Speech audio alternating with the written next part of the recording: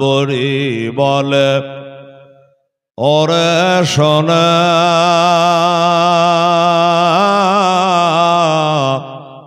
তোমার নামটে আমার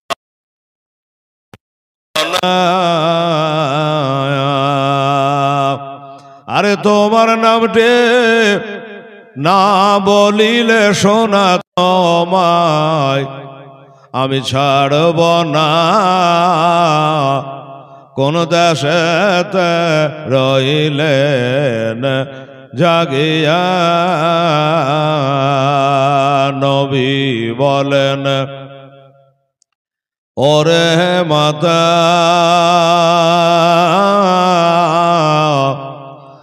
যার ভয়ে ভেগে আসলে হেতা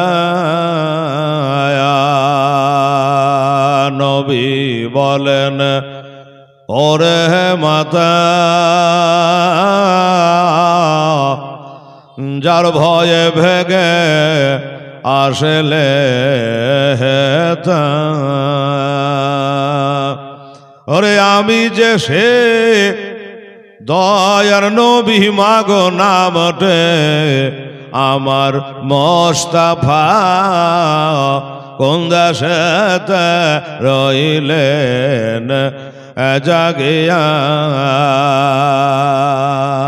বড়ি বলে ওরে ছেলে একেবা তোমায় খারাপ বলে গো বড়ি বলে ওরে ছেলে একেবা তোমায় খারাপ বলে গো আরে জলদি করে তোমার কলমা সরবে তাও না আমায় পড়ায়া কোন দেশেতে রইলেন জাগিয়া দয়ার নবী গো কেন গেলেন দুনিয়া ছাড়িয়া আরে তোমারে না দেখিলে আমি হেলার ঘরে রইতে পারে না কেন গেলেন দুনিয়া ছাড়িয়া যে হযরত ইমাম মুসলিম রাদিয়াল্লাহু তাআলা আনহু তিনি হযরতে হানি রাদিয়াল্লাহু তাআলা আনহুর বাড়িতে তিনি অবস্থান করছেন। বাস এতটুকু বলে কালকে 12:30 বেজেছিল। এবার বাবা এজিদের কানে একটা খবর চলে গেল, মা বোনেরা কান্দেন, এদিকে খেয়াল করবেন। কি কথা গেল? যে হুজুর কুফা শহরে বর্তমানে এখন দুটো দল। বলল কেমন দুটো দল? একটা হলো হুসাইন জিন্দাবাদ, আর একটা হলো এজিদ মুর্দাবাদ। এজিদ বলল তার মানে আমার তরফ থেকে সেখানে একজন গভর্নরকে বসা হয়েছে।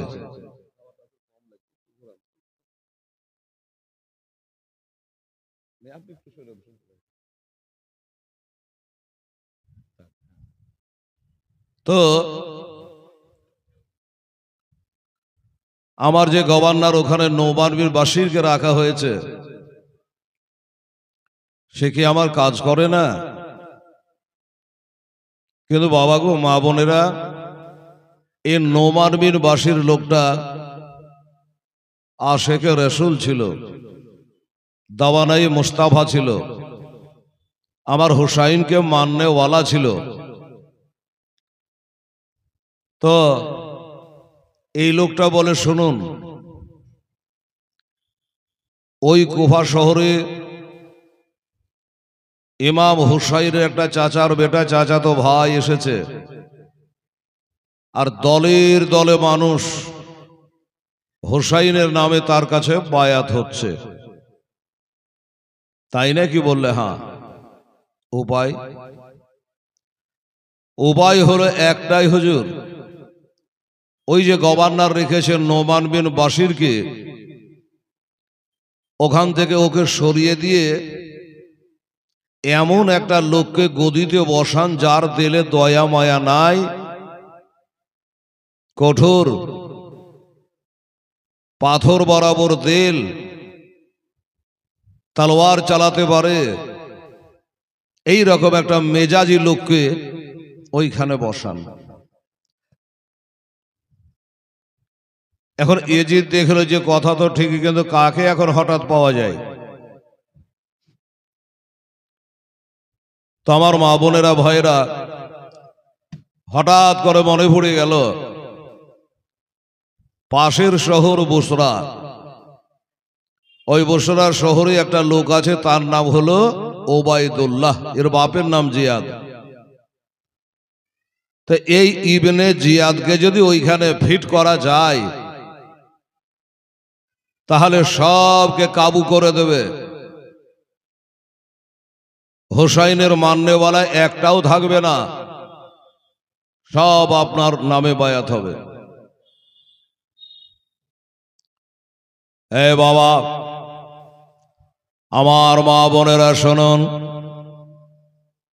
এবার এজিদ একটা চিঠি লিখল রে বাবা, ওই সে বুসরা শহরে ইবনে জিয়াদের কাছে। বলে, ইবনে জিয়াদ, এই বুসরা শহরটাও আমি তোরাকে দিয়েছি, এবার আরো একটা শহর তোরাকে আমি কুফা শহর দিয়ে দিলাম, যত তাড়াতাড়ি করে পারো ওই কুফা শহরে গিয়ে তুমি ওই নোমান বিন বাশিরকে চেয়ার থেকে নামিয়ে দিয়ে এবার তুমি সেখানকার চেয়ারম্যান হয়ে যাও, গভর্নর হয়ে যাও, এটাই হলো তোমার দায়িত্ব। আর একটা কথা বলে কান করে শোনো, ওইখানে যাওয়ার পরে গদিতে বসার পরে একটাই তোমার কাম হবে, সেটা হলো এই,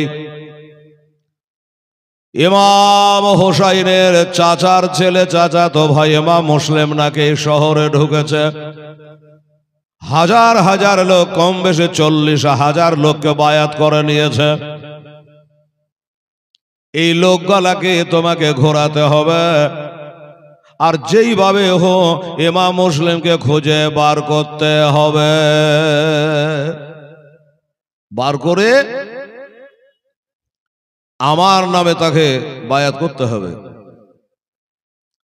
যদি বায়াত হয় তো ভালো, ইমাম মুসলিম যদি অস্বীকার করে দেয় আমি বায়াত হব না, তাহলে তার শিরচ্ছেদ করে দাও, তাকে কতল করে দাও। ইবনে জিয়াদ কে বাবা এই শিখিয়ে পড়িয়ে পাঠিয়ে দেওয়া হলো। ইবনে জিয়াদ তার ভাই আছে, একটা নাম হলো তার ওসমান, যে ওসমানেরই এই এজিদের তরফ থেকে চিঠি এসেছে, এই শহরটা তো আমরাকে দিয়েছে ইয়েজিদ, আবার আর একটা শহর আমরাকে দিল, সেটার নাম হলো কুফা শহর। তো ভাই, আমি খুব তাড়াহুড়া করে একটু কুফা শহরে চলে গেলাম, আমি যতদিন না আসি এই শহরটা একটু তুই দেখভাল করে চালাবি। বলে ঠিক আছে। এবার কিছু লোকজনের সাথে করে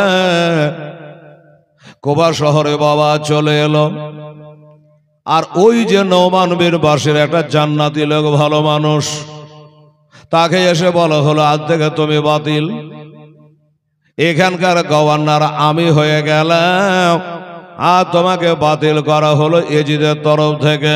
উনি বলে, ভাই রে, আমি বা কি অপরাধ করেছি, কি অন্যায় করেছি?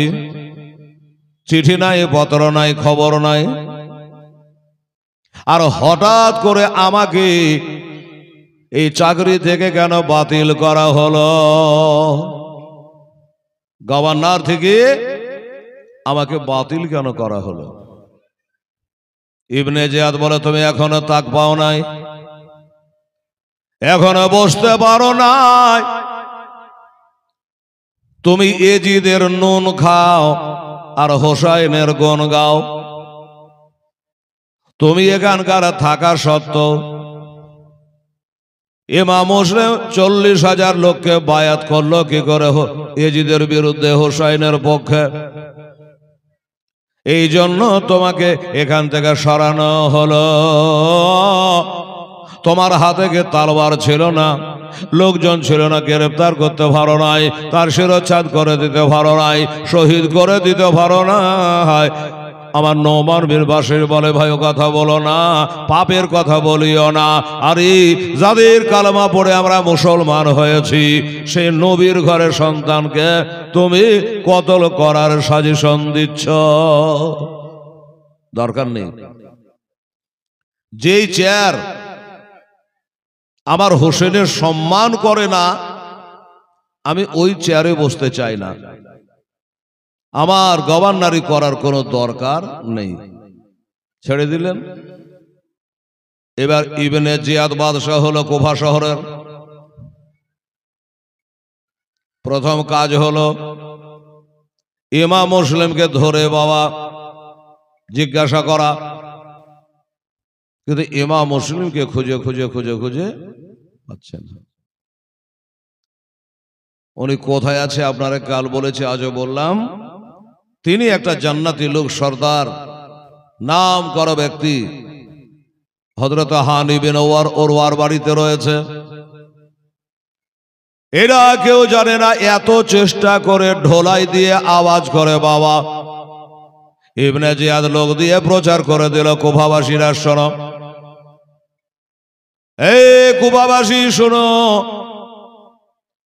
ইমাম মুসলিমকে যারা বাড়িতে লুকিয়ে রাখবে, ছকিয়ে রাখবে, তার কিছু রাখবো না। নাম আমার ইবনে জিয়াদ, তাকে জিন্দা রাখবো না। গোটা শহর জুড়ে এলান করে দেওয়া হলো।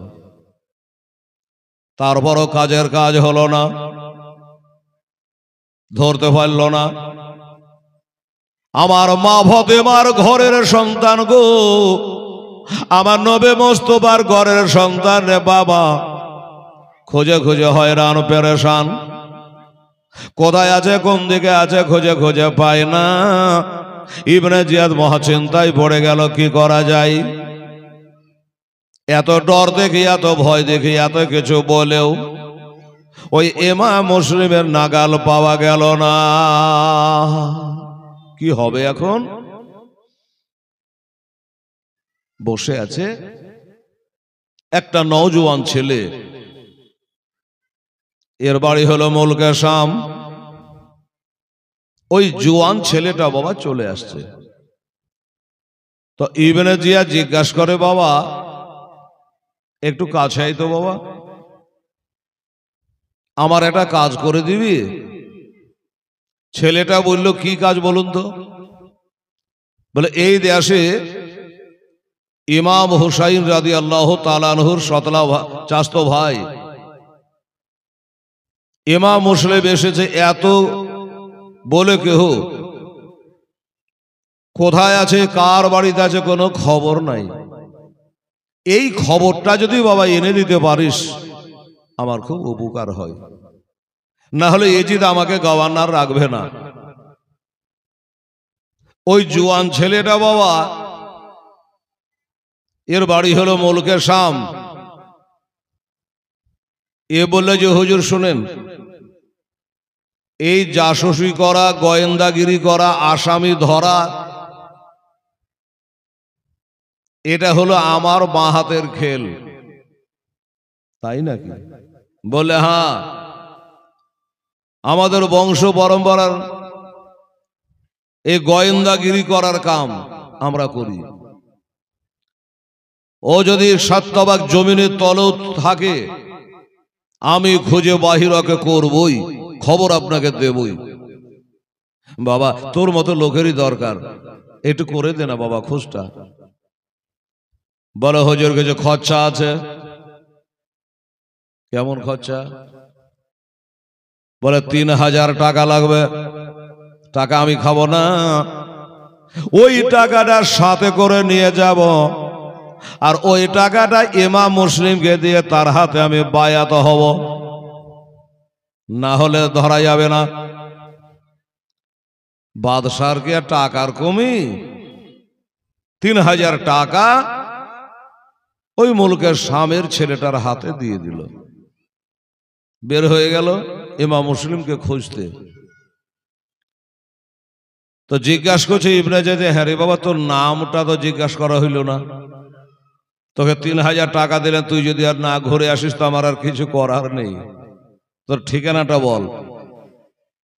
বলে লিখলেন বাড়ি হলো মুলকের শাম, আমার নাম হলো মক্কেল গোলাম। লিখে নিল। ঠিক আছে এবার যা, একটু চেষ্টা করবি যত তাড়াতাড়ি হয়। বলে কোনো টেনশন করবেন না। এই টাকা 3000 টাকা নিয়ে ইমাম মুসলিমকে খোঁজার জন্য বের হয়ে গেল। এখানে ওখানে দোকানে মাকানে সব জায়গায় খোঁজে শেষ করে দিল। বাবা সেও পাইল না। আছে তো আছে কোথায়? আপনারা কে বলেছে উনি হযরতে হানি রাদিয়াল্লাহু তাআলা আনহুর বাড়িতে আছে, কিন্তু বাবা রে এই খবরটা কেউ জানে না। এইভাবে খুঁজে বেড়ায়। ছেলেটা বললো যে আমি বড় বড় কথা তো বলে 3000 টাকা নিয়ে নিলাম, যদি খুঁজে দিতে না পারি, ঠিকানা দিতে না পারি, তাহলে আমারও জান যাবে, কি করা যায়? খুব টেনশনে পড়ে গেছে। তো ওই ছেলেটা একদিন মনে করল সব জায়গায় তো দেখলাম, আচ্ছা এই কুফার জামে মসজিদটা একবার দেখলে কেমন হয়? খোদার ঘরে তো আর মিথ্যা কথা বলবে না, না হয় কাউকে জিজ্ঞাসা করে নেব, তাও ভালো। এবার মসজিদে যাওয়া আসা চালু। মসজিদে যায়, নামাজ পড়ে, নামাজ পড়ে না পড়ে, কত জায়গার মানুষ পড়ে, নামাজ পড়ে সব বাড়ি চলে যায়। কিন্তু বাবারে একটা ব্যক্তি মসজিদের এক কর্নারে বসে বাবা সে আল্লাহর ইবাদত করছে, তাসবিহ তাহলিল করছে। মুআজ্জাজ এবার যখন ওইখানে আল্লাহ বিল্লাহ করছে, তো মনে করে যে এই লোকটাকে জিজ্ঞাসা করা দরকার। কি জিজ্ঞাসা করা? যে এই গ্রামে ইমাম মুসলিম কার বাড়িতে আছে, ওই লোকটাকে জিজ্ঞাসা করবো। আশা করি হাতে তসবিহ নিয়ে মসজিদ ঘরে মিথ্যা বলবে না। সবাই তো চলে গেল, দেখে এক পা দুপা করে যায়, গিয়ে পাঁজরে বলে বসে বলে চাচা তসবিহ গন্তে গন্তে বলছে কি হলো রে বাছা? বলে চাচা গো আমার বাড়ি অনেক দূর মুলকের শাম, আমি একজন গুনহাগার পাপী গো চাচা, আসমানের নিচে জমিনের উপরে আমার মতো গুনহাগার আর কেউ নাই, তাই আপনাদের কুফাতে আসলাম। খবর পেলাম এই দেশে আমার নবীর ঘরের একটা আওলাদ, মা ফাতেমার ঘরের একটা সন্তান ইমাম মুসলিম রাদিয়াল্লাহু তাআলা আনহু নাকি এসেছে। কোথায় আছে, কার বাড়িতে আছে, খুঁজে খুঁজে পাচ্ছে না গো চাচা, একটু দয়া করে বলে দেন। লোকটা বললে বাবা তোকে বলে দিব না দেবে সে আমার ব্যাপার। শোন,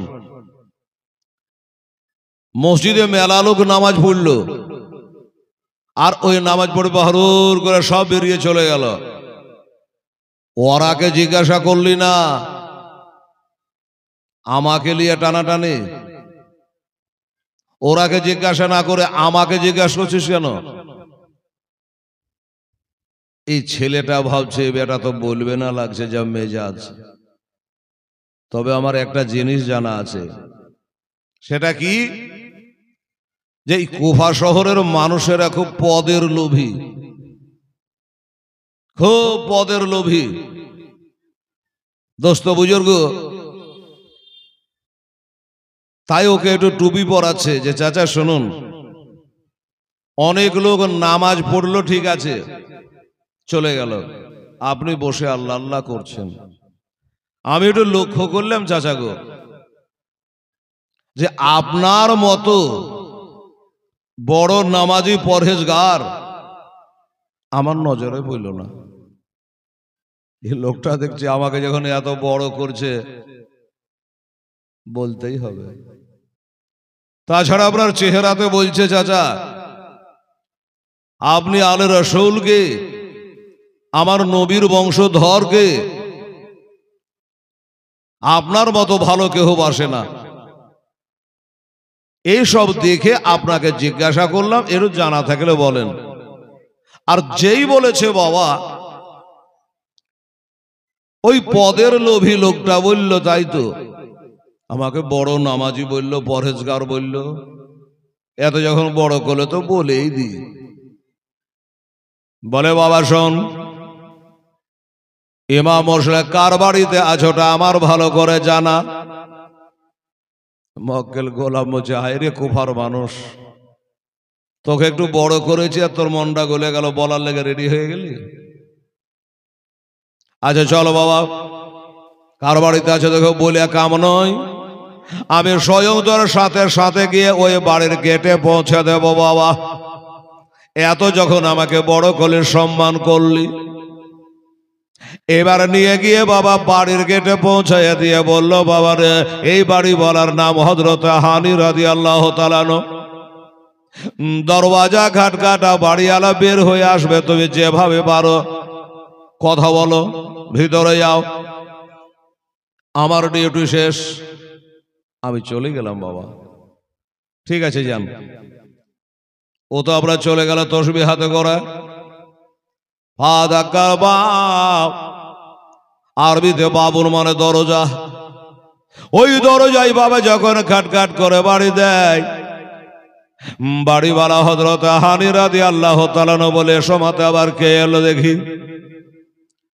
দরজা খুলে দেখছেন বাবা গো, এই ছেলেটাকে তো কোনোদিন কোথাও আমি বাজারে হাটে দেখে নাই, কোথায় যে বাড়ি কি যে খবর। এই বাবা কারে চাই, কি জন্য দরওয়াজা খাটখাটাচ্ছ? বলে হুজুর আপনার নাম হযরত হানি? বললে হ্যাঁ। শুনতে পেলাম হুজুর আপনার বাড়িতে নবী ঘরের একটা সন্তান আছে, ইমাম মুসলিম তার নাম। যদি আছে চাচা অস্বীকার করবেন না, আমান করবেন না, মিথ্যা বলবেন না। আমি মানুষটা খারাপ না, আমি বড় গুনাহগার, হাজার হলো নবী ঘরের সন্তান, আমি তার হাতে হাত দিয়ে তওবা করব, বায়াত হব। বিশ্বাস করে এই দেখেন আমার কাছে 3000 টাকা আছে, ওই যে ইবনে জিয়াদ দিয়েছিল, এই টাকা 3000 ওনাকে দেব আর ওনার হাতে হাত দেব। এই জন্য খুঁজে খুঁজে কোনো মতে পাই না, লোক মুখে জানলাম আপনার বাড়িতে আছে। আচ্ছা বলুন তো এবার অবিশ্বাস কি করে করা যায়? এই যে ধরতে এসেছে, এই যে গোয়েন্দা, এই যে সিআইডি, গায়ে তো আর লেখা নাই। এবার তার কথাই বাবা মজে গিয়ে, তার কথাই ভুলে গিয়ে দরজা খুলে দিল। আমার হুজুর ইমাম মুসলিম যে ঘরখানে বসে আছে রে আমার মায়েরা, ওই ঘরে বাবা পৌঁছায় দিল। এবার বসে চোখের পানি ঝরাইয়া অভিনয় চালু করেছে বাবা, আর ওই টাকা 3000 বার করে সামনে দিল। হুজুর লেন, আমি বড় গুনাহগার, আপনার কাছে তওবা করার জন্য এসেছে হুজুর, আমাকে মুরিদ করলেন। মুরিদ তো করে নিল। এবার মুরিদ করে নিয়াম, আসলে তো মুরিদ হতে আসেনি, ধরবার জন্য এসেছেন বাবা সিআইডি। ডানে দেখে বামে দেখে আগে পিছে দেখে, সব কিছু যখন দেখা হয়ে গেল, এবার বলে হুজুর আমাকে ছুটি দেন। আপনারা যেমন পীর সাহেবকে বলেন হুজুর বাড়ি যাব, ছুটি দেন। উনি বলল হুজুর আবার আসবো, দেখা হবে, আমাকে ছুটি দেন, এখন আমি যাই। আচ্ছা ঠিক আছে বাবা যা, আবার এসো। মনে মনে বলছে আর আসবো, আমার কাজ তো হয়ে গেছে। বাড়ি আলাকে চিনে নিলাম, নাম জেনে নিলাম, তুমি কোন ঘরে আছো তাও দেখে নিলাম। এই বদমাস ছেলেটা বাবা ইবনে জিয়াদের কাছে গিয়ে বলে দিল হুজুর গো, ও বাদশাহ নামদার শুনুন, আমি যেমন বলেছি তেমনি কাজ করেছি। ওই ইমাম হোসেন এ দেশের মধ্যে আছে একটা বাড়িতে, যেই বাড়িওয়ালার নাম হযরত হানি রাদিয়াল্লাহু তাআলা আনহু, আমি নিজের চোখে তার বাড়িতে মোলাকাত করে আসলাম। আর আপনি যে ওই 3000 টাকা দিয়েছিলেন আমি সেটাও তাকে দিয়ে এসেছে। তা হুজুর তাহলে আমার কাজ শেষ? আমার কাজ ছিল খালি কোথায় আছে কার বাড়িতে আছে বলা, বলে দিলাম। এবার আমার ডিউটি শেষ, আমি একটু বাড়ি যাই। ইবনে জিয়াদ বলে তোর বাড়ি যাওয়া হবে না। কেন? আমার ডিউটি হয়ে গেল, বাড়ি যাওয়া হবে না কেন? বলো তোর কাজ আছে আমার বাড়িতে, খাওয়া দাওয়া কর আর পাশের ঘরে আরাম কর, তোর কাজ আছে। ছেলে বলে আমার কাজ আছে, আমি তো কাজ খুঁজে পাচ্ছি না, কি কাজ আছে? আচ্ছা দেখা যাক। খাওয়া দাওয়া করে থাকে, কিন্তু যেই বাড়িতে ইমাম মুসলিম আছে বাবা, ওই হানি রাদিয়াল্লাহু তাআলা আনহু, ওই হানির সঙ্গে কিন্তু আগের রিশতা ইবনে জিয়াদের ছিল, জানতো। তো বলি যে আমার তো পুরাতন বন্ধু, জানাশোনা লোক, নিশ্চয়ই আমার ক্ষতি করবে না। হানিকে ডেকে পাঠালো। ইবনে জিয়াদ একটা বাদশা ডাকলে যেতেই হবে, গেলেন। তুমি সে হানি? বলে হ্যাঁ। আচ্ছা একটা কথা তোমাকে জিজ্ঞাসা করি। বলে কি কথা? বলে এই কুফা শহরের আমি যে হাকিম হয়েছে, গভর্নর হয়েছে, তুমি জানো? বলে জানি। আমি যে এলান করেছি ইমাম মুসলিমকে যারা লুকিয়ে রাখবে, ছপিয়ে রাখবে, বাড়িতে রাখবে, আমি তার বাড়ি ঘর কিছু রাখবো না, তাকে জিন্দা রাখবো না। তুমি শুনেছো? বলে শুনেছি। শুনেছো? এগুলো শুনেছো? বলে হ্যাঁ।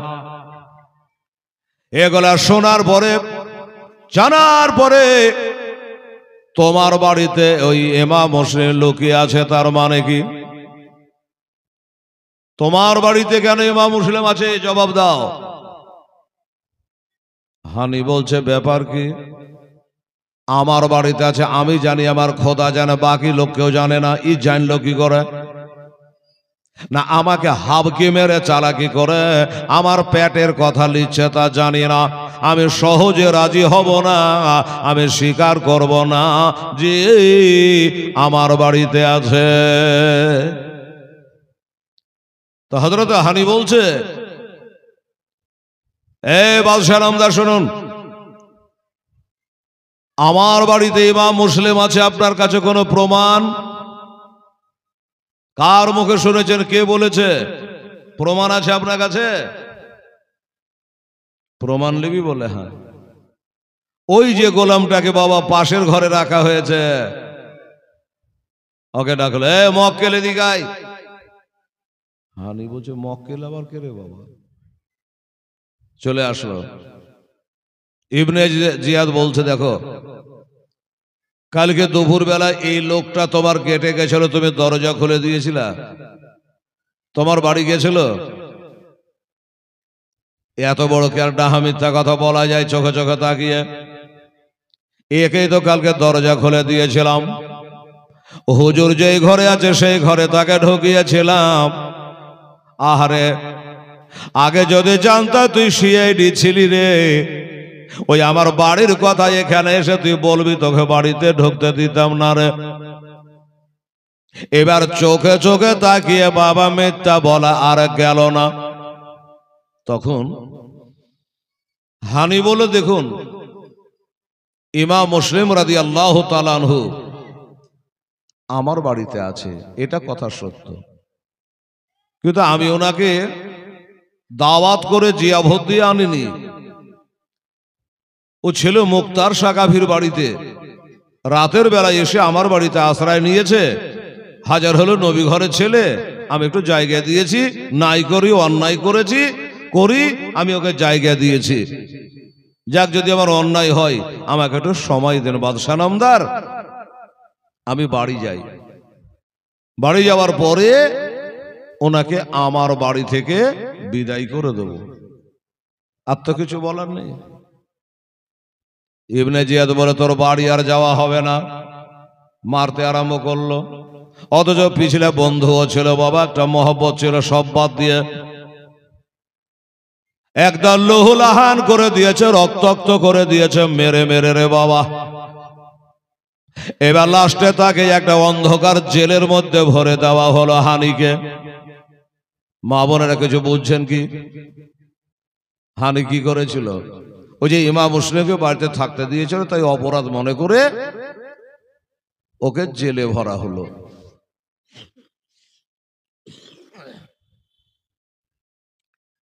জেলে ভরে তালা মেরে দেওয়া হলো। তা হানি জিজ্ঞাসা করছে, ভাই শোনো, আমাকে জেলে ভরা হলো, এটাই 1 বছরের জন্য না 2 বছর না 2 মাস কি 6 মাস, কতদিনের জন্য একটু জানতে পারি কি? বলে, হ্যাঁ পারো। তোমার জেলের তালা আজ খুলবে না, কাল খুলবে না, কবে খুলবে জানো? কবে খুলবে? বলল, তুমি যে ইমাম মুসলিমকে বাড়িতে জায়গা দিয়েছো, একে যতক্ষণ পর্যন্ত শহীদ করতে না পারি তোমার জেলের তালা খুলবে না। ওই জেলখানায় বাবা পড়ে পড়ে কাঁদছে। এদিকে গোটা শহরের ভিতরে একটা মিথ্যা কথা রটে গেছে, কি জানেন? যে ইবনে জিয়াদ ওই হানিকে নাকি কতল করে ফেলেছে। আমি কি বললাম? একটু মারা ধরা করে রক্তাক্ত করেছে, কিন্তু মার্ডার করে দেয়নি, কিন্তু কথাটা রটে গেছে যে ওনাকে কতল করে ফেলেছে। আর কি বলবো রে বাবা, রে বাবা, একটা দেশের ভালো মানুষকে যদি কেউ ধরে মারে, সবাই তার দিক থেকে বলবে লোকটা খুবই ভালো ছিল এবং দেশের সর্দার ছিল। এলাকার যত মানুষ বাবা, হাজার হাজার মানুষ মিছিল বাহির করলো, চল ইবনে জিয়াদের রাজধানী ঘেরাও করব। আমাদের দেশের একটা পরহেজগার ব্যক্তি, গণ্যমান্য ব্যক্তি, নাম করা ব্যক্তি, তাকে কতল করলো কেন, আর জবাব আমরাকে দিতে হবে, না হলে ইবনে জিয়াদ তোকে গদি ছাড়তে হবে। হাজার হাজার লোক মিছিলে চলে গেল। ইবনে জিয়াদ বললে, তো বড় মুশকিলে বনুরে বাবা, এত লোক, সবারই একটাই বল, আমরাকে জবাব দিতে হবে করে। তার উজিরকে বলে, এই শোন, এরা মিছিলে কি বলছে শুনতো ভালো করে কান দিয়ে, কি দিতে হবে বলছে। উজির কান দিয়ে শুনে বললে, হুজুর ওরা যা চাইছে আপনার দিতে পারবেন আপনি। কি বলছে? ওরা বলছে আপনি নাকি ওই হানিকে কতল করে ফেলেছেন, তার জবাব চাইছে, কিন্তু আপনি তো কতল করেননি, জেলে ভরে রেখেছেন। আচ্ছা, এই জবাব চাইছে বলে, হ্যাঁ ঠিক আছে আসতে দাও। মিছিল চলে আসলো, কাছাকাছি হলো। ইবনে জিয়া চিৎকার মেরে বলে, শোনো এ মিছিলওয়ালারা, কান করে শোনো, আর হই হই করতে হবে না, বন্ধ করো তোমাদের মিছিল। কে তোমরাকে বলেছে আমি হানিকে কতল করে ফেলেছি? কার মুখে শুনেছ? শোনা কথা বলে মিছিল বাহির করে দিয়েছ? ওনাকে যদি তোমাদের দেখাতে পারি, দেখান, কোনো ব্যাপার না, দেখিয়ে দেন, আমরা জানি যে কতল করে দিয়েছেন, তাহলে ওনাকে দেখান। বাদশাহ বলে, এত হাজার হাজার লোক আমার জেলে আটবে না। আরে হাজার হাজার লোককে দেখাতে পারবো না। শোন, তোমাদের মধ্যে যারা নেতা, মাথা, মেম্বার, প্রধান, মোড়ল, সর্দার আছে, এই গোছের 10টা লোক আসো, ওরা দেখে যাবে আর তোমরাকে বলে দেবে তোমাদের দেখা হয়ে গেল। ঠিক আছে, তাই হলো। এই সর্দার সাহেব, এই মোড়ল সাহেব, এই মেম্বার সাহেব, আপনারা যান দেখে আসেন, এসে আমরাকে বলেন। ঠিক আছে, এবার গেল জেলের জানলা দিয়ে দেখা হলো। জেলে পড়ে পড়ে বাবা কাঁদছে। এই মা বোনেরা ভাইয়েরা, জেলখানায় পড়ে পড়ে হযরত হানি রক্তাক্ত হয়ে ভাই, খাওয়া নাই, পিয়া নাই, ঘুম নাই, আরাম নাই, বিশ্রাম নাই, পড়ে পড়ে কাঁদছে গো।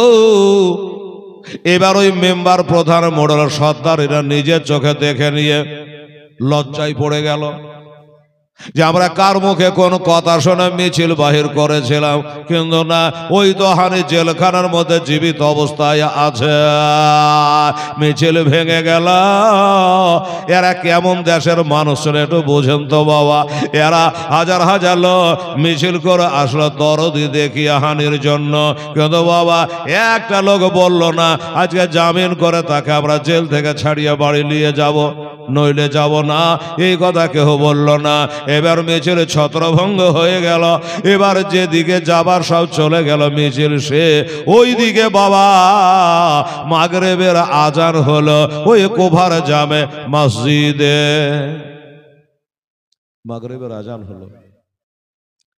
এখন ইমাম মুসলিম বলল, পাড়াতে লোকজন এত কম কেন? একজন বলল, হুজুর সব মিছিলে চলে গেছে, কেউ নাই। আচ্ছা, ওই যে আপনাকে থাকতে দিয়েছিল না যে লোকটা, ওই লোকটাকে মার্ডার করে দিয়েছে নাকি, তাই সব মিছিল করে গেছে, তাই পাড়াতে লোকজন অত নাই। যাই, মাগরিবের নামাজের আজান হলো, একটু জামাতের নামাজটা পড়ে আসি। লোক কম হোক আর বেশি হোক, মাগরিবের নামাজ পড়তে গেলেন, শহরের লোকজন নাই। তাও হলো কত? কেতাবে লিখছে প্রায় কম বেশি 500 জন মানুষ। মিছিলে যাওয়ার পরও 500 জন মানুষ আমার ইমাম মুসলিমের পিছনে ইক্তেদা করে মাগরিবের নামাজে দাঁড়িয়ে গেল। মাগরিবের নামাজ মুকিমের জন্য 3, মুসাফিরের জন্য 3, ছেলেদের জন্য 3, মেয়েদের জন্য 3 রাকাত ফরজ। এবার মাগরিবের নামাজ 3 রাকাত পড়ে নি, আসসালামু আলাইকুম রাহমাতুল্লাহ, আসসালামু আলাইকুম রাহমাতুল্লাহ। এবার সালাম ফিরে একটু দোয়া করবে রে বাবা। ইমামের আগে দেখেন একটু ঘুরে বসে। এবার ঘুরে যদি বসতেছে, ওই 500টা মানুষের মধ্যে বাবা 5টা মানুষও নাই, একটা মানুষ সব পালিয়ে গেছে। ইমাম মুসলিম বলে, ব্যাপার কি? আমার 40,000 লোকই বা কোথায় গেল? আর 500 জনা মানুষ নামাজ পড়ছিল, তারাই বা কোথায় গেল? এরা মাটির তলে ঢুকে গেল না আসমানে উঠে গেল? কোথায় চলে গেল? কারে জিজ্ঞাসা করব, কে বলবে? মা বোনের আগো এবার তাকিয়ে দেখছে যেখান করে মানুষ মসজিদে ওযু করে, ওই ওযুখানাতে পানির হাউজের কাছে একটা ছেলে বসে আছে, একটা লোক বসে বসে ওযু করছে, আর বাবা ইমাম মুসলিমের দিকে তাকাচ্ছে। তো ইমাম মুসলিম মনে করলেন কপালে যাই হোক, ওই লোকটাকে একটু জিজ্ঞাসা করব যে ভাই তুই কি কিছু জানিস? এই যে 500টা লোক আবার পিছিয়ে নামাজ পড়তে দাঁড়াইলো,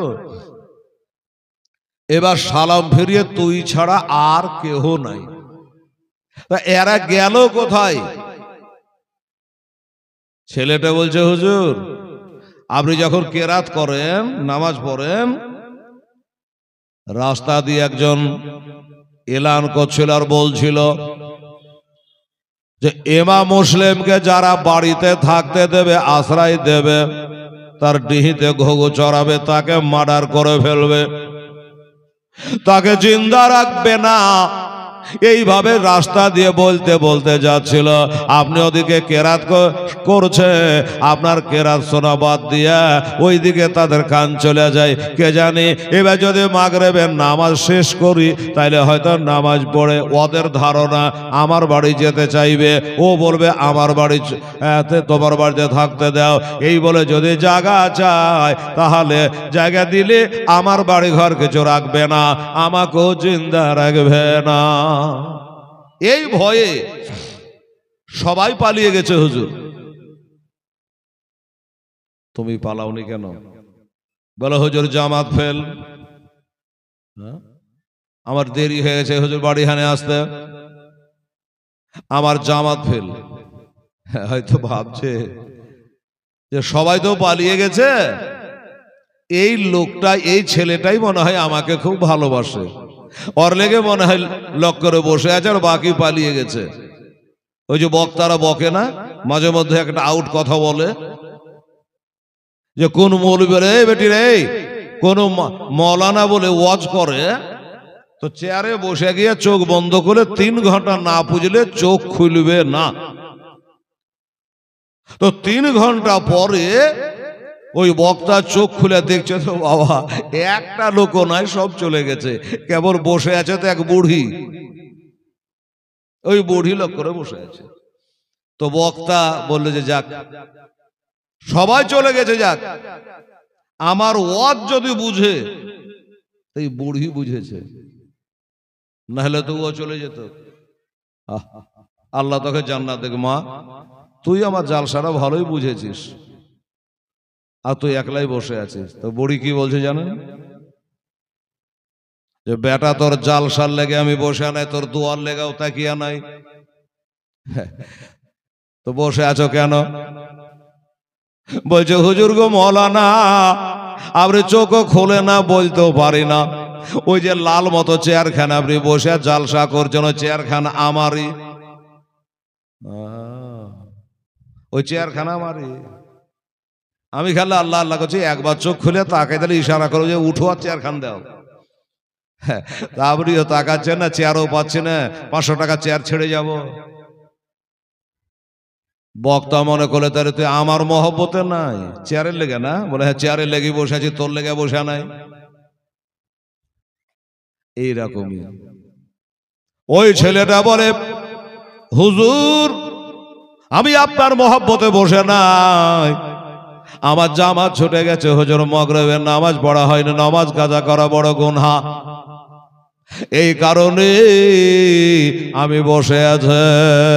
বাবারা আমার মা বোনেরা, ইমাম বলল বাবারে তুই ডরাইস না, ভয় করিস না, আমি তোর বাড়ি যেতে চাইব না, তুই তাড়াতাড়ি সময় চলে যা, জাগের নামাজটা আদায় কর, নামাজটা আদায় কর। আমি চলে গেলাম। লোকটা ছেলেটা নামাজ পড়তে লাগলো, আর ইমাম মসজিদ থেকে বেরিয়ে এই যেমন আপনাদের রাস্তার এই মাদ্রাসা, এর রাস্তা দিয়ে হেঁটে হেঁটে হেঁটে হেঁটে চলে যাচ্ছে। এই মা বোনেরা, হাইরে দুঃখ হাইরে কষ্ট, মাগরিবের নামাজ পড়লে বাধার রায় তো হয় না রে মা বোনেরা, অত অন্ধকার হয় না। আবার রাস্তার ডান দিকে দেখছে বাম দিকে দেখছে, বাবা একটা বাড়িরও তালা খোলা নাই, গেট খোলা নাই, সব বন্ধ। ওই যে প্রচার করেছে যে বাড়িতে পাবো তার বাড়ি রাখবে না, সব দরজা বন্ধ করে বাবা শুয়ে পড়েছে। মনে হয় সাহাবাখানাতে এক একটা আওয়াজ পাওয়া যায়, কিন্তু সেদিন কোফাতে কোনো আওয়াজ ছিল না। সন্ধ্যাতেই কি করবেন, এই রাস্তা দিয়ে হাঁটে চলে যায় চলে যায় চলে যায়, যেতে যেতে এই যে আমার মা বোনেরা যেমন চুপ করে বসে আছে, এইরকম একটা মহিলা একটা মেয়ে, একজন মা দরজা খুলে গেটের কাছে বসে আছে, একটা হারিকেল হাতে করে, ওই হারিকেলটার কড়া বাম হাতে ধরেছে, আর ডান হাতে পলতাটা একটু বাড়াই, আলাটা বড় করে, আর এমনি করে ওই হরকরের আলা দিয়ে যেন একে একে খুঁজে পাই না, অমনি আবার ছোট করে দিয়া ওই মেয়েটা বাবা পিছনে কই দরজার আড়ালে বাবা হারিকেলটা লুকিয়ে দেয়, আবার একটু বাহার করে, আবার দেখে, আবার লোক এই মজা করছে। ইমাম মুসলিম বলে ব্যাপার কি, সবাই তো গেট বন্ধ করে দিয়েছে, কিন্তু ওই মেয়েটা কেন দরজা বন্ধ করে না? টুকি ভুলকি করছে, তার মানে কি? হারিকেলের আলা একবার ছোট করছে একবার বড় করছে, তার কারণ কি? এই কারণটা আমাকে জানা লাগবে। এক পা দুপা করে গেলেন। গায়ে তো লেখা নেই যে টেমা মুসলিম। বলছে হ্যাঁ রে মা, কি ব্যাপার, কিসের ব্যাপার? বলে তোদের পাড়াতে কেবল মাগরিবের নামাজ হলো মসজিদে, আরে এখনই একবারে সব আলাবাতি লিভিয়ে দিয়ে দরজা বন্ধ করে সাহেবটে গেছে, সব সেটে গেছে, ব্যাপারটা কি? আস্তে কথা বল বাবা, দেওয়ালের কান আছে, দুশমনেরা ঘুরে বেড়াচ্ছে। কি জন্য বাবা আজকে দেখো সন্ধ্যাবাতি দেয় নাই? ওই ইমাম মুসলিম রাদিয়াল্লাহু তাআলার নামে একটা মা ফাতেমার ঘরের ছেলে, আমার নবী বংশের একটা ছেলে নাকি এই দেশে এসেছে। ওই ছেলেটাকে যারা বাড়িতে থাকতে দেবে তার বাড়ি ঘর কিছু রাখবে না। এখনই এলান হয়ে গেল, এখানে প্রচার করে গেল, এই কারণে সব দরজা বন্ধ করে দিয়েছে। উনি নাকি মসজিদে নামাজ পড়তে গেছে, এখনই আসবে। আচ্ছা, তো মেয়েটা জানেন আমি কার সাথে কথা বলছি? এটাই যাই ইমাম মুসলিম, এটা মেয়েটা জানে না রে বাবা। যাই হোক, তো ইমাম জিজ্ঞাসা করছে, মা গো, সবাই জানের ভয়ে বাড়ি ঘর বাঁচাবার লেগে, জান বাঁচাবার লেগে সবাই দরজা বন্ধ করে দিয়েছে, আর তুমি কেন খুলে রেখেছো? তোমার মরণের ডর নাই? কেন দরজা খুলে বসে আছো? আর এমনি করে হরকের আলা দিয়ে কি খুঁজছিলে? বলছে বাবা শোনো, আমিও দরজা বন্ধ করে দিতাম, হারিকেলটা ফু দিয়ে লিভিয়ে দিতাম, পারলাম না রে বাবা। কেন পারলে না? বলে বাবা আমার কত সাধনা করে, কত মানত মেনে, কত ইবাদত করে আল্লাহর কাছে একটা বেটা চেয়ে নিয়েছিলাম বাবা। আমার ওই বেটার নাম রেখেছে আদর করে বেলাল। ওই সে বেলাল ইবনে জিয়াদের দরবারে চাকরি করে বাবা। বেলা 4টাতে বাড়ি চলে আসে ডেলি আমার বেটা। আর আজকে যে আমার বেটার কি হলো জানি না, এতটা বেলা হয়ে গেল এখনো বেটা বাড়ি আসলো না। তাই বড় চিন্তায় পড়েছে বাবা। এ হাত কাটলো দরদ, এ হাত কাটলো দরদ। বাবা গো, যদি দরজা বন্ধ করে দিই আমার বেটা বাড়ি ঢুকতে পারবে না। এই জন্য বসে আছি। আচ্ছা বুঝে গেলাম মা, তাহলে তোমার বেটা আসতে গেলে তুমিও দরজা বন্ধ করবা? বলে হ্যাঁ ঠিক আছে। মারে একটা কথা বলবো। কি কথা বলো? আমাকে খুব পিয়াসা লেগেছে মা, আল্লাহ তোর ভালো করবে, আমাকে একটু পানি পান করাতে পারবি মা? মেয়েটা চিন্তা করলে এখানে মাগরিবের নামাজ পড়ে ওঠনো, আর বেচারা পানি চাইছে। এই ছেলেটা হিন্দু না মুসলমান, ইহুদি না নাসারা, ওইসব জানার আমার দরকার নাই। আমার কাছে হাত পেতে একটু পানি চাইছে, যার অপার নাম হলো জীবন, পানি ছাড়া প্রাণ বাঁচে না। আমি না বলবো কি করে? আচ্ছা বাবা একটু বস রে বাবা, পাড়ার অবস্থা ভালো নয়, ভয় ভয় লাগছে রে বাবা, কখন যে কি হয়ে যায় জানি না। তুমি বসো, আমি যাই। পানিতে লিয়া নাই, রান্না ঘরে গেল, একটা লোটাই করে বাবা 1 লোটা ঠান্ডা পানি ঢেলে এনে বাবা দিল, যে লে বাবা পান করে লে। লোটাটা নিল, বিসমিল্লাহ বলে বাবা মুখে লাগাইলো, পান করে নিল। লোটাটা ঘুরিয়ে দিল। মা এলা তোমার লোটা, তুমি ঘুরিয়ে লাও মা, পানি পান করেছি, আমার আত্মা ঠান্ডা করে দিয়েছে মা, কালে হাসরে তোর আত্মা ঠান্ডা হবে। মেয়েটা লোটাটাকে নিয়ে ওই রান্নাঘরে আবার থুয়ে, তো লোটা নিয়ে আসছে, তো উনি বসে আছে। মেয়েটা বলছে ব্যাপার কি রে বাবা, মতলব কি? পানি চাহালি, পানি দিন, তোর পানি পান করা হলো, আমি লোটাটা রেখে চলে আসলো, তুই এখনো যে বসে থেকে গেলি, বাড়ি যা। আসলে কি বাড়ি ওই দেশ ওনারা আছে তাই বাড়ি যাবে? আর বাড়ি যদি থাকবে তোর কাছে পানি চেয়ে খাবে কেন? আপনারাই বলেন। বলে মারে পানি তো পান করালি মা, কাল হাউজে কাউসারে পানি দিয়ে তোর আত্মা ঠান্ডা করে দেবো মা। মা কাল হাসরে 120টা কাতার হবে গো মা। কোন জায়গায় কে থাকবে জানি না। তোমার একটা কথা খালি তোমাকে জিজ্ঞাসা করবো, মা তোমার নাম কি? মা গো তোমার নাম কি? মেয়েটা বলছে আমাকে বেলালের মা বলে ডাকবা। 120টা হাসরে মাঠে কাতার হবে, কোটি কোটি মানুষ থাকবে এক এক কাতারে। না রে মা, বেলালের মা বলে ডাকা যাবে না। কেন? হাজার হাজার বেলাল দুনিয়াতে আছে। আছে কিনা বাবা? না, আমি একলাই হেলাল আছে আর দুনিয়াতে নাই। হাজার হাজার বেলাল আছে। বেলালের মা যখন বলে ডাকবো, সব বেলালের মা এসে হাজির। এটাও তো ঠিক। আচ্ছা বেলালের মা বলবো না, হয় বলবো না। অরিজিনাল তোর নামটা কি আছে মা একবার বল। অরিজিনাল নাম কি? এখন আবার মানুষ নাম ডবল রাখছে গো, ডবল ডবল রাখছে। একটা ছেলে এসে বলছে হুজুর মসজিদে 500 টাকা দান করলো। তো তোর নাম কি রে? তো বলছে আমার নাম মোহাম্মদ ছেঁচড়ু শেখ। এত মজার নাম কুঠে বলি রে, মোহাম্মদ ছেঁচড়ু শেখ। না হুজুর ভালো নামও আছে, আব্দুর রহমান, ওটা তুলে রেখেছে। আর ছেঁচড়ু শেখ বলে সব ডাকছে ওকে। ছেঁচড়ু শেখ না বলে আর কেউ চিনতেও পারবে না। ডবল ডবল নাম। আচ্ছা আমার ডাইরে তোমার নামটা বলো। তখন ওই মেয়েটা বললো, বাবা শোনো, তুমি যখন বারবার করে বলছো তো শোনো, আমার নাম হইল তুয়া বিবি। কি বললাম? তুয়া বিবি, মনে রাখবেন। বেলালের মা তুয়া বিবি। রে বেটিরা মায়েরা, তুয়া বিবি মনে রাখবেন। এবার মেয়েটার মনে একটা কথা উদয় হলো,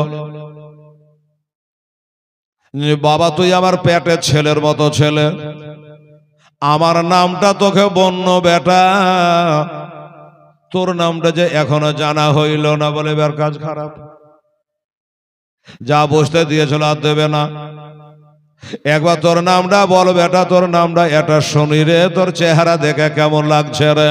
বললো মা গো আমার নাম হলো ইমাম মুসলিম রাদিয়াল্লাহু তাআলা আনহু। যেই বলেছে মেয়েটা বসেছিল হারকে নিয়ে, বাবা দাঁড়িয়ে গেছে সম্মানে যে হাই হাই, নবী নয় নবীর ঘরের ছেলে আমার দুয়ারে বসেছে, একটু জায়গা দিইনি। পানি চেয়েছে, একটু চিনি দিইনি, একটু খাবার দিয়ে সাড়া পানি দিয়ে দিয়েছি। কাল হাসরে মা ফাতেমা আমাকে বেহেশতে নিয়ে যাবে না। কি বেয়াদবি করেছে। বাবা মাপ দাও, আমি তোমাকে চিনতে পারিনি, যে তুমি যে নবী ঘরের সন্তান আমি জানতে পারিনি। আচ্ছা ঠিক আছে মা, ক্ষমা তো করলাম। মারে পরিস্থিতি খুব খারাপ। আমার ভাই হোসাইনকে আসার জন্য একটা চিঠি লিখেছে, উনি আসবো আসবো হয়ে আছে। উনি আসবো আসবো হয়ে আছে। আমার এখন আর যাওয়া হবে না মা, আমাকে তো সবাই মারার জন্য কাটার জন্য খোঁজাখুঁজি করছে রে মা। ওরে মা কাল হাসরে আমার নবীকে বলে, মা ফাতেমা আলীকে বলে, হাসান হোসেনকে বলে আমি তোর জায়গাটা জান্নাতে করে দেব মা। ওই তোর বাড়িখানে একটু আমার থাকা হবে না, একটু জায়গা দিবি না মা? না বলবো কি করে? হাজার হলো নবী ঘরে ছেলে, জায়গা দিব না বলা যায়? চলো বাবা, ঘরে বিছানা করে দিল, সুন্দর করে জায়গা থল করে দেওয়া হলো, দুইটা খাবার দেওয়া হলো।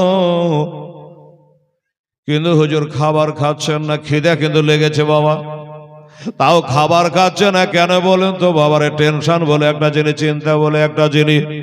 আমার দুইটা ইয়েতিম ছেলেকে নিয়েছিল, ছেলে দুটো আমার কাছে নাই। তাছাড়া 40,000 লোক আমার হাতে হাত দিয়ে বায়াত হলো, এখন আমার একটা লোকও নাই। এই নানান চিন্তাতে খাবার যেন ভিতরে যায় না রে বাবা, তাই খাবার খাওয়া হলো না। ওই বিছানে বাবা শুয়ে গেল, বিছানে শুয়ে গেল। ওই মেয়েটার বেটা বেলাল চলে আসলো চাকরি থেকে, দরজাটা টেনে দিল।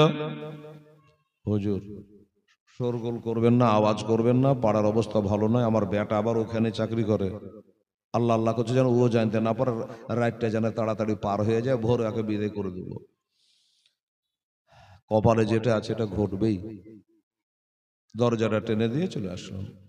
বেলাল ভাই ভাই করে বাড়ি ঢুকছে, পাকা মদ খোর বাটফার।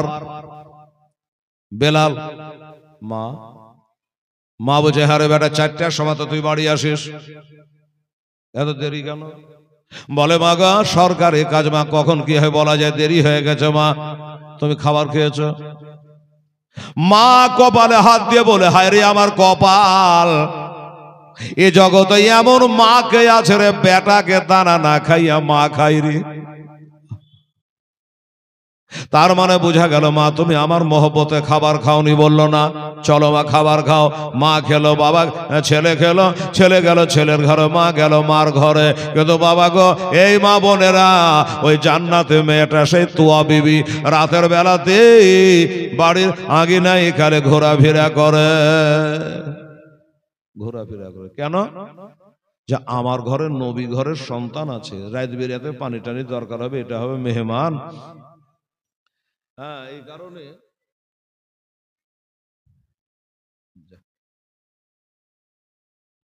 বেরাদারান ইসলাম সামাইনে কেরাম, এবার বলল আমি আজকে ঘুমাবো না,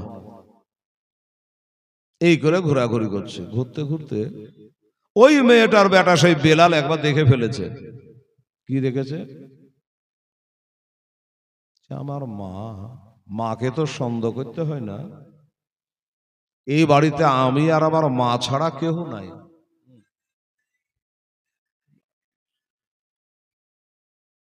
কিন্তু আমার মাকে দেখছি বারবার ওই ঘরটার দিকে তাকাইছে, আর রাস্তা খালি বাড়ির আগে ঘুরে বেড়াচ্ছে, ব্যাপারটা কি? এই চিন্তা উঠে আসলো। মা, আরে আমার বেলাল তো তাহলে ঘুমায়নি। কিরে বেটা ঘুমাইসনি? আমি তো ঘুমাইনি, কিন্তু বেটা তুইও ঘুমাইসনি? বলল না। তোমাকে একটা কথা জিজ্ঞেস করি মা। কি কথা বল? এই বাড়িতে তুমি আর আমি ছাড়া তেসরা কেউ নাই, তুমি ওই ঘরটার দিকে বারবার তাকাচ্ছ, যাওয়া আসা করছো, ব্যাপারটা কি? বলে ব্যাপার কি, তোকে অত জানতে হবে না, লক্ষ্য করে ঘুমা। ছেলে বলছে ঘুমাবো না, বলতে হবে, না বলে ছাড়বো না, মদ মাতাল ছেলে। শুনবি? বলে হ্যাঁ কাছে আয়। লক্ষ্য করে বলে শোন রে, বেটার হাতটা ধরে নিয়ে মাথায় দিয়ে বলছে, বেটা শোন, ওই ঘরে কে আছে জানিস? আমি তোকে বলে দেব, কিন্তু বেটারে আমার মাথার কসম দিলে রে বেটা, আমি তোকে বলবো তুই যেন কাউকে বলিস না। যদি বলে দিস রে বেটা, আমি তোর মা, তোকে দুধের দেনা মাপ দিব না, আমি তোকে দুধের দেনা মাপ দেব না। আচ্ছা ঠিক আছে বলো, বলে দিল। ইমাম মুসলিম রাদিয়াল্লাহু তাআলা নয় ওই ঘরে আছে, বেটা খবরদার কাউকে বলিস না। এবার এই মদখোর তাড়িখোর ই ভাবছে রাত কেন যায় না। সকাল হলো বাবা, এবার ডিউটিতে যাচ্ছে, আর ওদিক থেকে 20-22টা লোক দৌড়ে দৌড়ে চলে আসছে। মাঝপথে বেলালের দেখা। এই কোথায় তোমরা? ঘোড়ায় চড়ে কোথায় যাওয়া? খাট খাট খাট খাট খাট খাট করে ঘোড়ায় চড়ে কোথায় যাওয়া? তো বলছে বেলাল রে, ওই ইমাম মুসলিম কার বাড়িতে যে আছে খুঁজে পাওয়া যায় না, তাই ঘোড়ায় চড়েছি, আজও চড়েছি, কালে চড়েছি, যতদিন না ইমাম মুসলিমকে খুঁজে বাহির করতে পারবো ঘোড়া থেকে নামবো না। যখন বলেছে বেলাল, দেখবেন কিছু ছেলে আছে, কিছু মেয়ে আছে,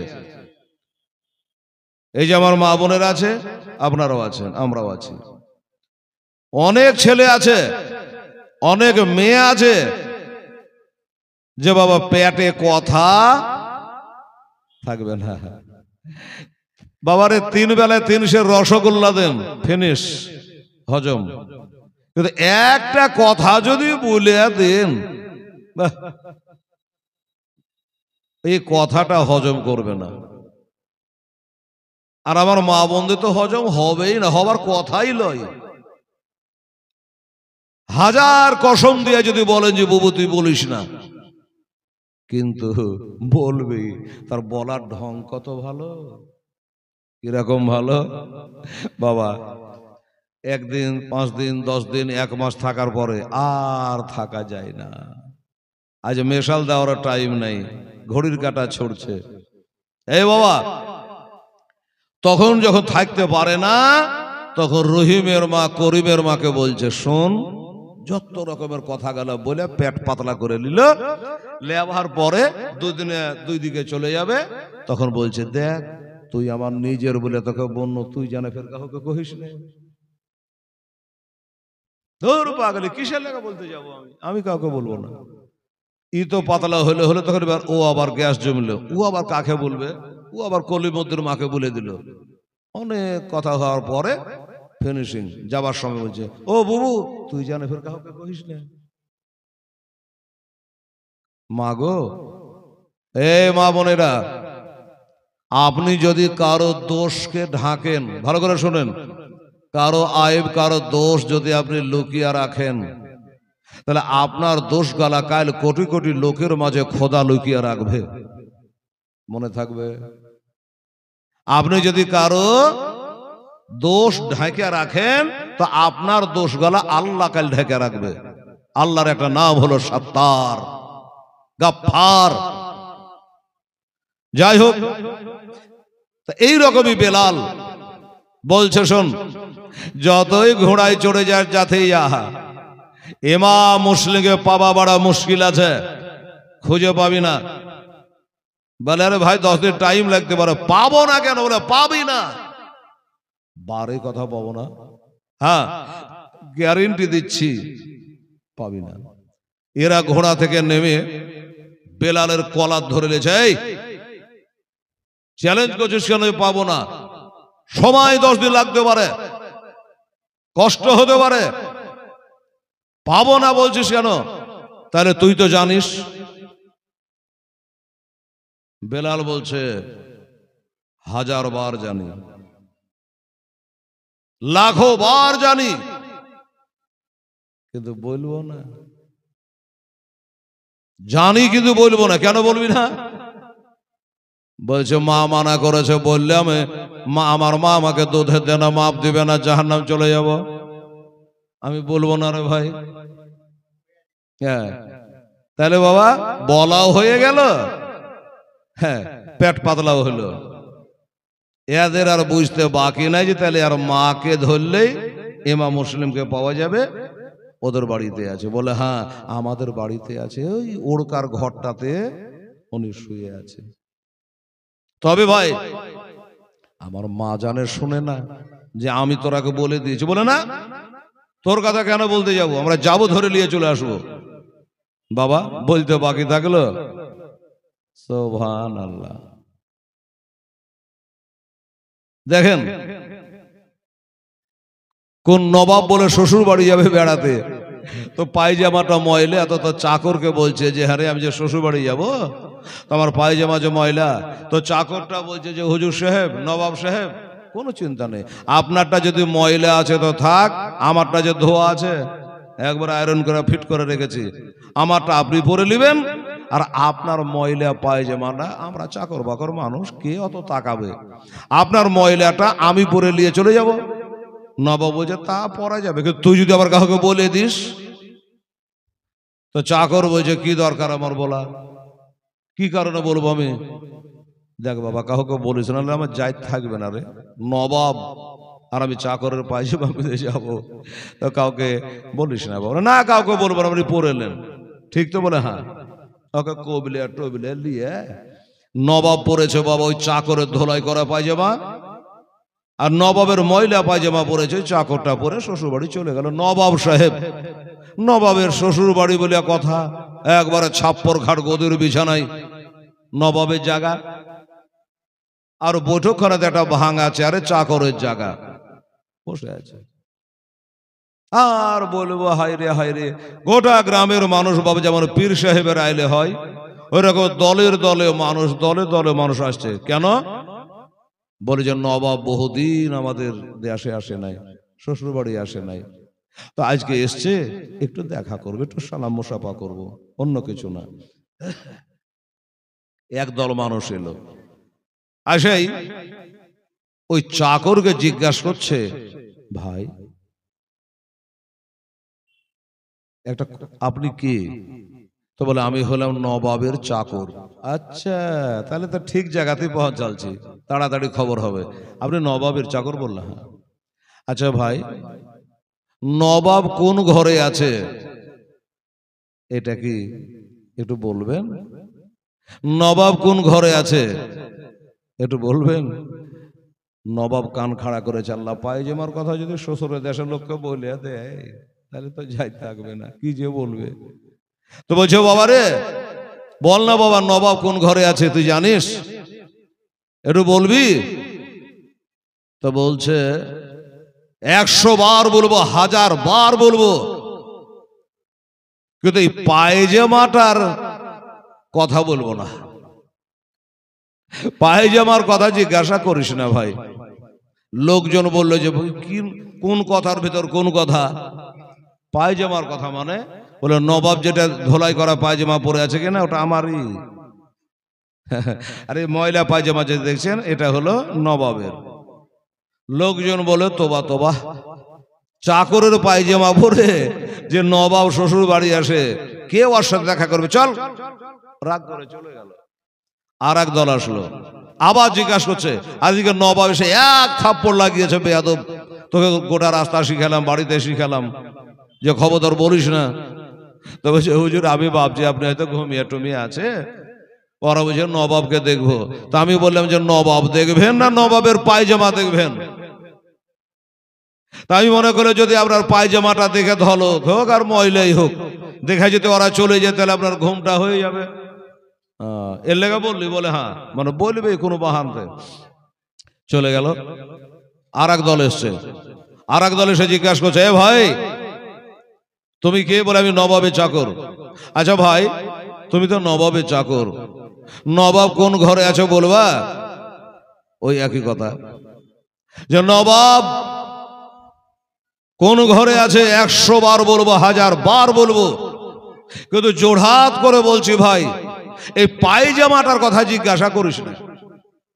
একবার মার খেয়েছি, তো নবাব বলছে একে মারেও যা, না মারেও তা, মানে ও বলবেই এইরকম। বেলাল বলে দিয়েছে বাবা, 20-22 জন ঘোড়া সবার ঘোড়ায় চড়ে চলে আসলো। এবার তোয়ার বাড়ি একে বলে ঘেরাও করে নিয়েছে বাবা, ওই সে তোয়া বিবির বাড়ি। তো ঘোড়া যে খাটখাট খাটখাট করে আসছে, এটা কিন্তু আওয়াজ ইমাম মুসলিমের কানে লেগে গেছে। উনি যে বালিশটায় মাথা দিয়ে আছে, ওই বালিশের তলে 3.5 কেজি ওজনের একবারে সূর্যের মতো চকচক করছে একটা তালোয়ার ইমাম মুসলিম বালিশের তলে রেখে মাথা দিয়ে শুয়ে আছে। যখন দেখলো যে ঘোড়া খাটখাট খাটখাট খাটখাট করে আসছে, তো ইমাম মুসলিম মনে করলো যে মনে হয় আমাকে ধরতে আসছে, হ্যাঁ আমাকে ধরতে আসছে। তালোয়ারটাকে তুলে বালিশের তল থেকে তুলে বালিশের ওপরে রাখলো, যদি সেরকম হয় তাহলে যুদ্ধ চালু করে দেবো আজ। মুখের কথা জবানে জারি, ঘেরাও করে নিয়েছে বাবা। দরজা ঘাটঘাট আছে বেলালের মা। বেলালের মা বলছে আল্লাহ তাহলে আমার বেলাল পাঠাইছে নাকি? আল্লাহ গো, যদি আমার বেলাল কিছু বলে থাকে আল্লাহ, আমি তাকে দুধের দেনা মাপ দেব না। দেখা যাক। দরজা খুললো সরকারি লোক। কি বাবা, তোমার নাম তোয়া বিবি? বলে হ্যাঁ। তুমি বেলালের মা? বললে হ্যাঁ। কেন, কি হয়েছে? বলে তোমার বাড়িতে নাকি ইমাম মুসলিম রাদিয়াল্লাহু তাআলা আনহু রয়েছে। মেয়েটা চিন্তা করলো, ঠিক বেলালের কাজ। এখন আমি কি করি? যদি বলি হ্যাঁ বাবা আছে, বিশ্বাসঘাতকিনী হবে, ওই ইমাম মুসলিম মনে করবে যে আমাকে ধরিয়ে দিল।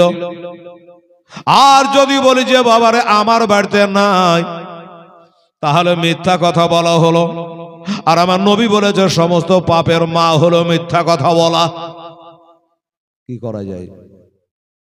যাই হোক, মেয়েটা বলে যে জাহান্নামে যাবো যাবো, আমার নমাজ রোজা যদি বাদও হয়ে যায় যাক, কিন্তু নবী ঘরের একটা ছেলেকে আমি সত্য কথা বলে ওই জাল্লাদদের হাতে আমি অ্যারেস্ট করতে দেব না।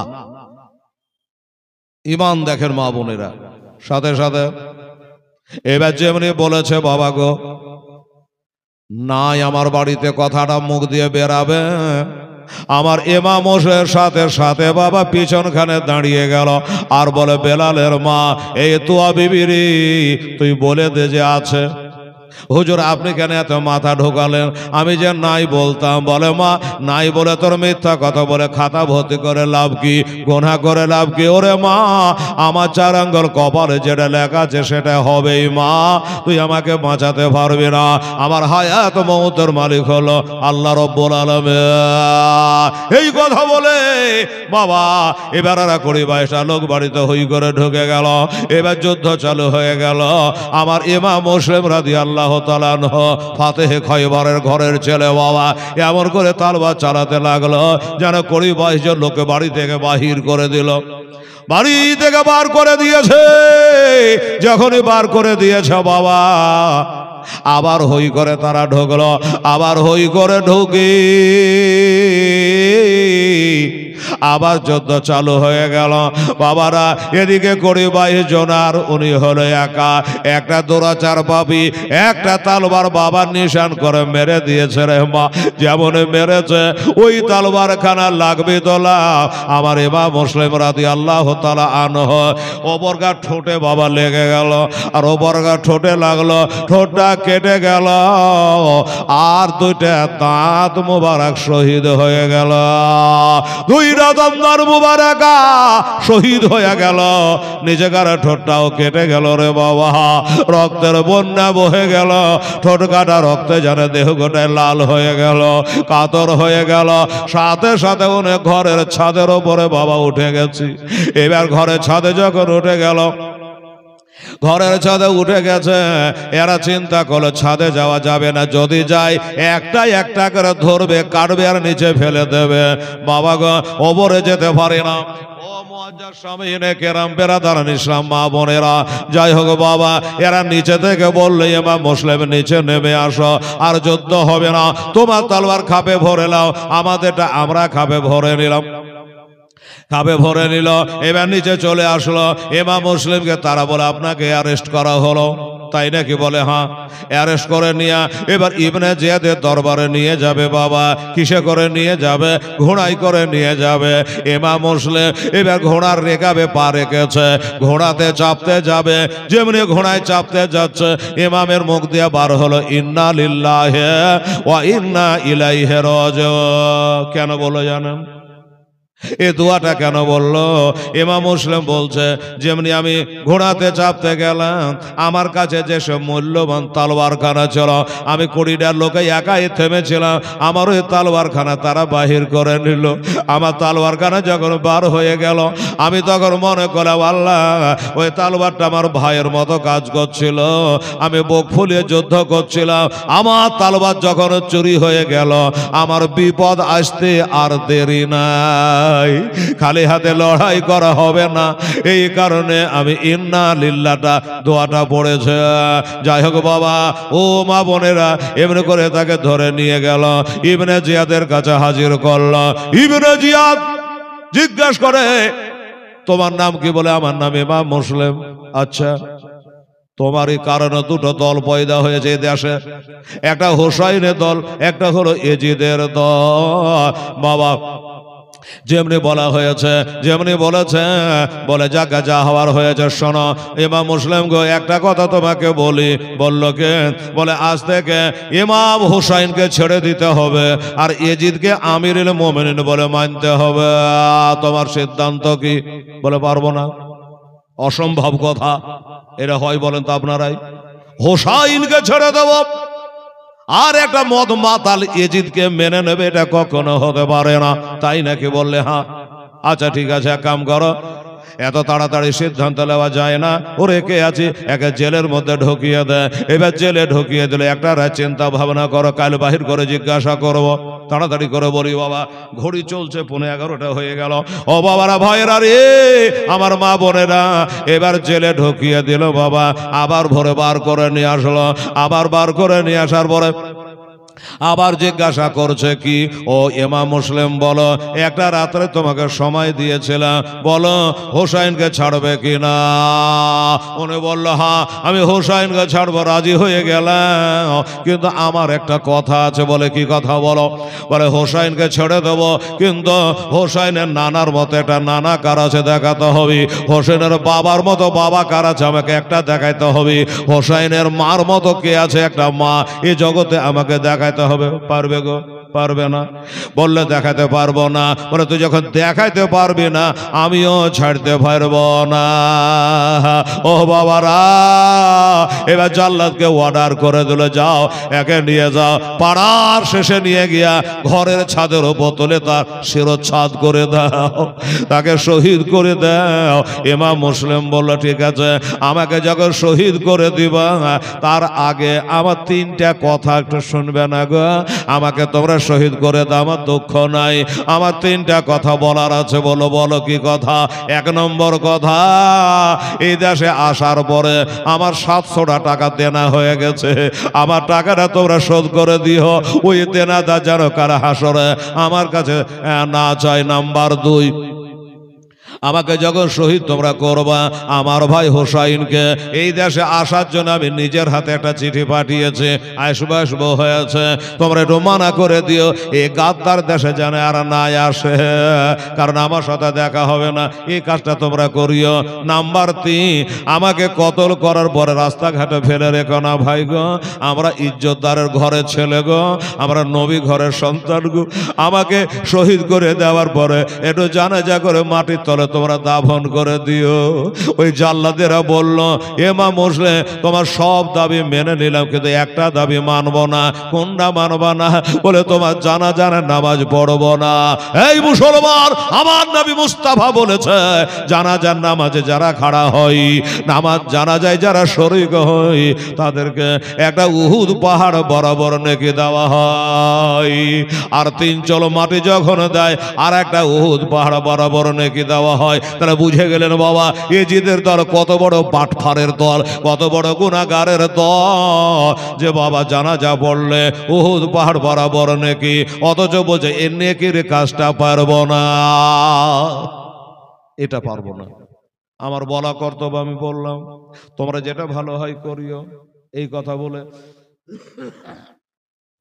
পাড়া শেষে নিয়ে গেল, দোতলা ছাদের উপরে তুললো, হাত দুটা বাঁধা আছে, তলোয়ার বার করেছে, মারবে, গলাটা কেটে পড়ে যাবে। ইমাম মুসলিম বলে, ভাই রে, এখানে ইবনে জিয়াদ নাই, এজিদও নাই, আমার হোসেনও নাই, আমার বেটা দুটাও নাই, একটা কথা বলবো ভাই। কি?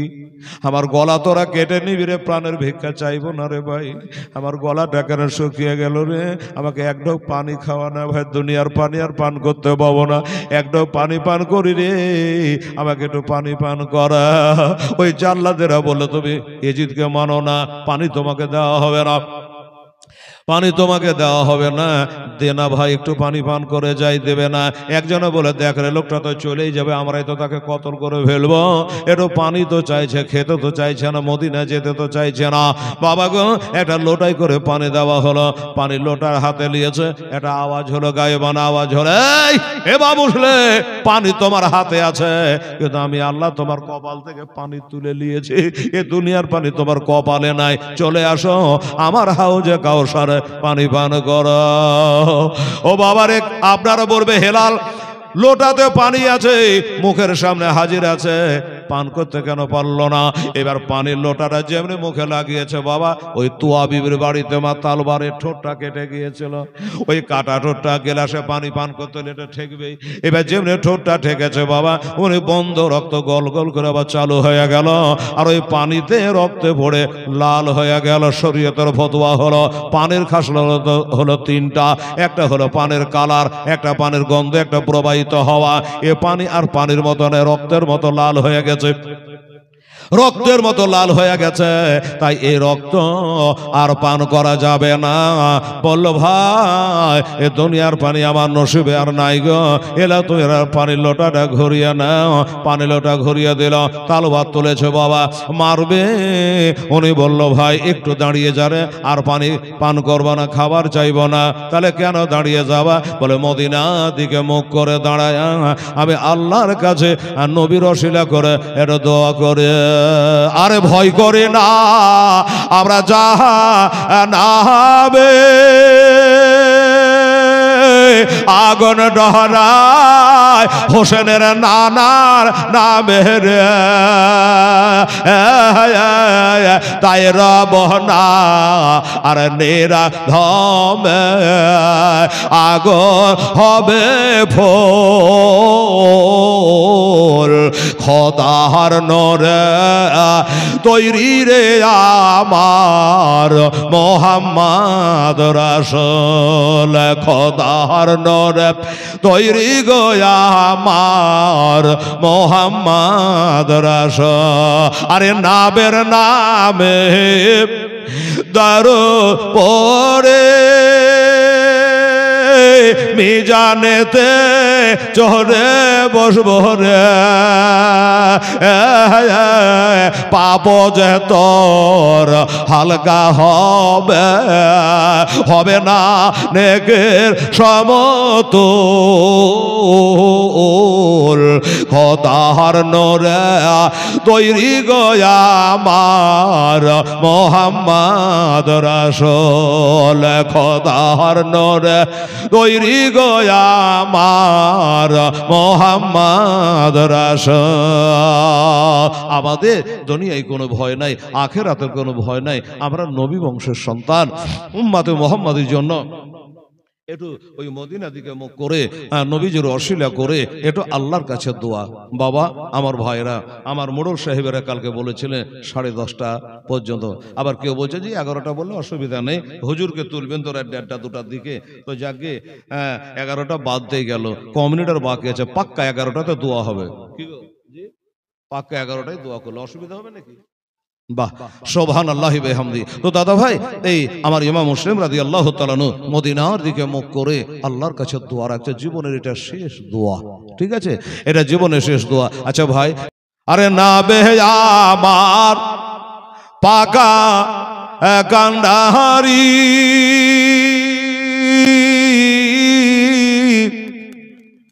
সত্য হালে ছাড়বেন তোরে রে নবে আমার পাকা কান্ডারি, সত্য হালে ছাড়বেন তোরে রে, তাই তো বসে আজ আরাম করে পাইব নদীর কূল। খোদার নরে তৈরি গো আমার মোহাম্মদ, খোদার নরে তৈরি গো আমার মোহাম্মদ রাসূল। এ মা বোনেরা তাড়াতাড়ি দেন মা, আমার সময় চলে যাচ্ছে। আর আমার দাদুরাকে বলেছি, ভাইয়েরাকে বলেছি, আমার আব্বাজানকে বলেছি, একটা কোন খোদার বান্দা মর্দ মুজাহিদ 500টা টাকা যদি পারেন ইনশাআল্লাহ দেবেন। আজকে টাইম শর্ট, তাহলে এটা জোড়া হয়ে যাবে। এই আবদারটা করেছি, কেউ পারলে একবার চেষ্টা করে দেখবেন, তাহলে কি হবে? বেহেশতের হুর পরি আমায় নিবে বরণ করে রে, জান্নাতের হুর পরি আমায় নিবে বরণ করে রে, গলায় পরাবে তারা ফুল। খোদার নরে তৈরি গো আমার মোহাম্মদ রাসূল, খোদার নরে তৈরি গো আমার মোহাম্মদ রাসূল। যার আদেশে নামাজ পড়ি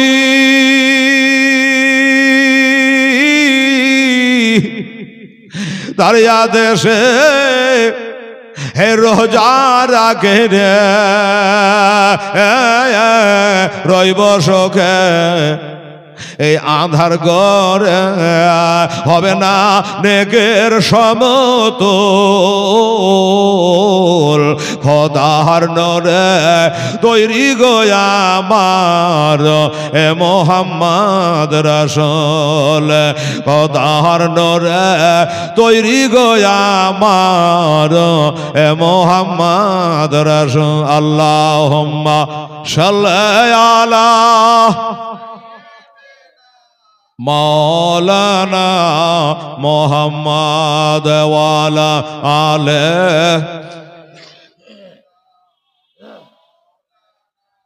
মোহাম্মদ সাল্লাম। বাবা সময় নেই, টাইম নেই, জানেন তো কালেকশন করলে টাইমেরও দরকার, কিন্তু আজকে কি করে যে 2 ঘন্টা পার হয়ে গেলাম তো বুঝতেই পারলাম না। 2 ঘন্টা পার হয়ে গেল রে মা, 9টায় উঠে গেছে আজকে, কম বেশি 2-5 মিনিট এদিক ওদিক। হ্যাঁ, এর মধ্যে আপনারা কিছু কিছু দানও করলেন। ক টাকা হলো? আল্লাহর রহমত ইনশাল্লাহ আমার মা বোন লিয়ে তাড়াতাড়ি লিয়ে। হ্যাঁ, জাযাকাল্লাহ, মাশাআল্লাহ। এই যে আমার মা বোনেরা কি ভাইরা একটা ছেলে দিয়ে আর 100 টাকা দিয়েছে, আল্লাহ তাআলা তুমি কবুল করে নিয়ে আমিন সুম্মা আমিন। যাই হোক বাবা, ইমাম মুসলিম রাদিয়াল্লাহু তাআলা আনহুকে নির্মম ভাবে পাড়ার শেষে ছাদের উপর তুলে এক তরবারে এশার মোবার একটা দেহু থেকে আলাদা করে দিল রে মা। গুম করে মাথাটা ছাদের উপরে পড়ে গেল, আর ছাদের ডেন দিয়ে ওই বৃষ্টির পানিগুলো যেমন পড়ে গল গল করে ওই রকম রক্তগুলো যেন বহে যেতে লাগলো। আসমান জমিন কেঁপে গেল। মা গো, আমার ইমাম মুসলিমের লাশটাই একদিকে যেন ধড়বড় ধড়বড় করি, আর মাথাটা বলের মতো যেন গড়ে আর একদিকে চলে যায়। তাড়াতাড়ি করে তুলল। ও মা বোনেরা, কসাইগুলাকে দেখেছি যারা গরু ছাগল জবাই করে দিয়া যতক্ষণ পর্যন্ত ঠান্ডা না হয় ওই কসাইয়ের একটু বসে অপেক্ষা করে, কিন্তু মা গো এই কসাইগুলা এতই বজ্জা ছিল, এতই খারাপ ছিল রে মা, এখনো বাবা লাশটা নিস্তেজ হয় নাই, এখনো ধড়বড় করে। আর ওই অবস্থায় ঘরের ছাদ থেকে তুলে দোতলার ছাদ থেকে নিচে চালিয়ে ফেলে দিল। হাড্ডি মাংস যেন বাবা চুর চুর হয়ে গেল, টুকরা টুকরা হয়ে গেল। এরা জানাজাও পড়ল না, এরা দাফন করলো না, এরা দাফন করলো না। বাবা গো, যাবার কালে কত কথা মনের মধ্যে গাইছে তা বলা নাই বাবা। যাবার কালে ভাই হোসাইনের সঙ্গে দেখা হলো না। একটা আমার নিজের বিটি আছে, হোসেনের কাছে রেখেছি, তার সঙ্গে দেখা হলো না। আর আমার বেটা দুটাকে এনেছিলাম, তাদের সঙ্গে দেখা হলো না। ওই বেটা দুটা কাজী সারার বাড়িতে তারা ঘুমাচ্ছে, এদিকে বাবা শহীদ হয়ে গেল, এরা কেউ জানতে পারল না। ইন্না লিল্লাহি ওয়া ইন্না ইলাইহি রাজিউন। আমার মা বোনেরা ভাইরা, কমিটির নির্দেশ আমাকে মানতেই হবে। যা হোক, আজকে আধ ঘন্টা কমই হলো না হলো কোনো যায় আসে না। তো যেহেতু হুজুর সাহেব আসবেন, পীর সাহেব আসবেন, আমরা পীরপন্থী সুন্নি মুসলমান, হয়তো আপনারা অনেকে আছেন যে সেখানে যাবেন দোয়া খায়ের জন্য। এই জন্য কমিটি চিন্তা করে যে আমরা একই পীরের মুরিদ, কাজে হুজুরের কোনো অসুবিধা হোক তা যেন না হয়, তাই আজকে আমরা আধ ঘন্টা 1 ঘন্টা কম শুনবো, তাও ভালো। 10:30 থেকে 11টার মধ্যে সমাপ্তি করবেন। যা হোক, ক্ষমা চাইছি। 11টা এবার পাক্কা 11টায় বেজে গেল। ওমা আলাইনা ইল্লাল বালাগ।